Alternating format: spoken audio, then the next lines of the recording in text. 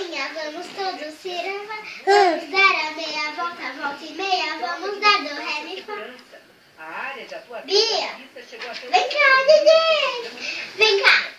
Tó. Tó. Tó, bebinho. Tó. Tó, meu boneco.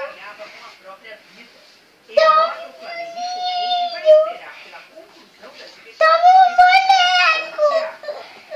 Jogador esse que foi campeão da Copa do Brasil. E aí o nosso Hernani parecia que é um jogadorzinho qualquer, não. É um jogador importante dentro do clube. E eu vou ao Rio com mais informações com o nosso Hernani. Leva a bala. Diga lá, Hernani, que a vida tá dura. E tem uma situação que complica ainda mais, Marcelo. Ciranda, cirandinha, vamos todos cirandar. Vamos dar a meia volta, volta e meia, vamos dar do ré, mi, fá, fá, fá, do ré, do ré. Na semana passada, Eita! durante uma operação Levanta!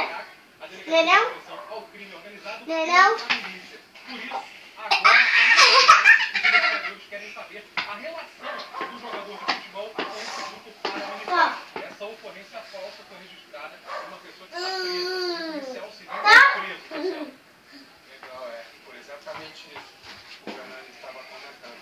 Tá. O jogador foi, deu o carro, segundo a polícia. Caramba, Beatriz. Deu Vem pra cá. de presente Toma, para o linda. cara da milícia. Esse cara Não, da não, milícia, não, não, esse não, não, andou não, não. com o carro o tempo e depois repassou o tal carro Tá. para um outro carro. Mas você é fogo.